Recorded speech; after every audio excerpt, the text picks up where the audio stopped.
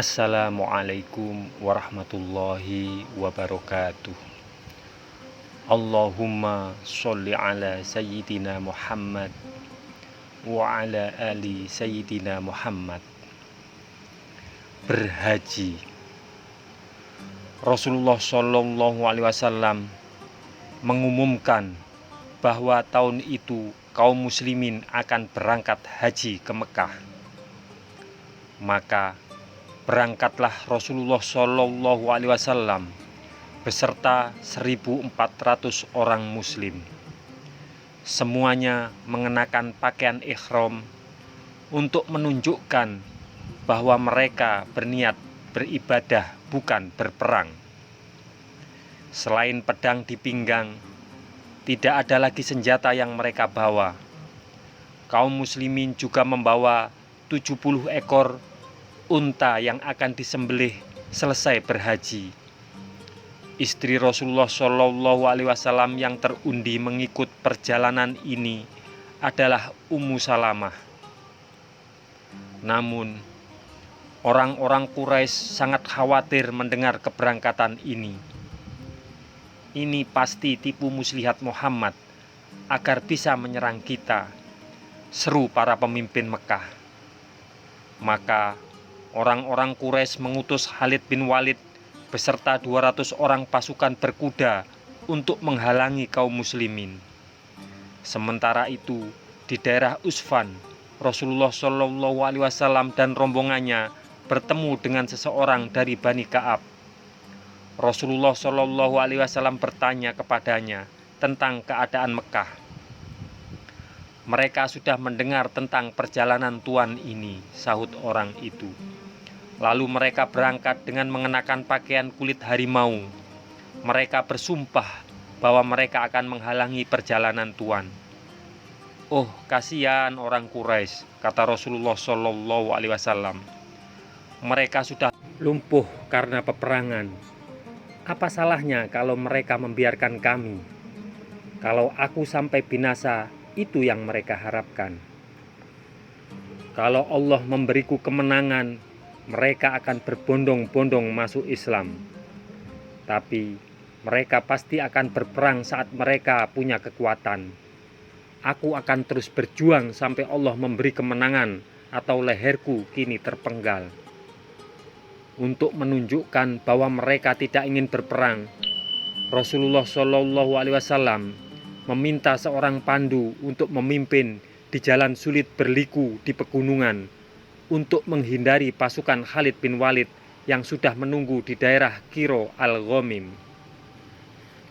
Rombongan itu berhasil melewati pasukan berkuda musuh dan berhenti di Hudaybiyah. Ya Rasulullah, di lembah ini tidak ada air, tidak cocok untuk tempat berhenti, ujar seorang sahabat. Rasulullah Shallallahu Alaihi Wasallam mengambil anak panah dan menancapkannya ke dasar sebuah sumur kering. Ketika ditarik, memancarlah air yang tiada habisnya. Saling tukar utusan. Kedua pihak ini saling memikirkan langkah selanjutnya. Orang Quraisy sudah siap berperang, namun mereka mengirim dulu Budail bin Warqo untuk beberapa orang ke perkemahan kaum muslimin. Tujuan Budail untuk berunding sekaligus mengetahui kekuatan lawan. Rasulullah Shallallahu Alaihi Wasallam bersabda kepada Budail, sesungguhnya kami bukan datang untuk memerangi seseorang, tetapi untuk melakukan haji.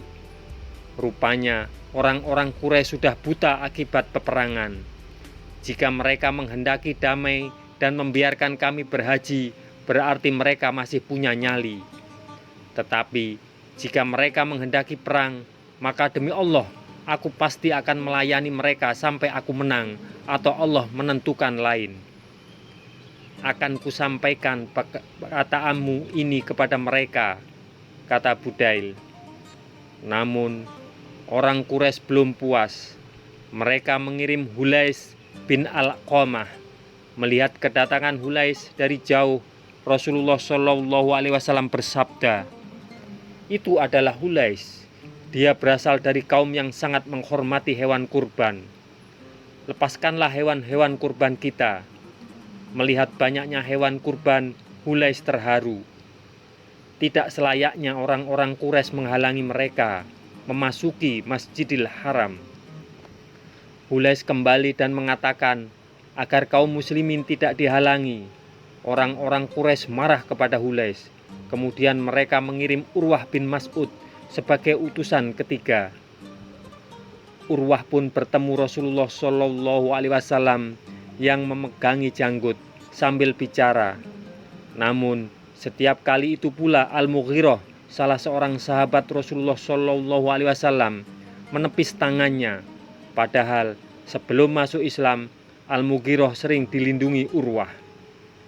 Kecintaan Al-Mughirah kepada Rasulullah Shallallahu Alaihi Wasallam membuatnya tidak bisa membiarkan Urwah menyentuh beliau walau hanya sesaat. Setelah jelas mengetahui maksud kedatangan Rasulullah Shallallahu Alaihi Wasallam, Urwah pun kembali.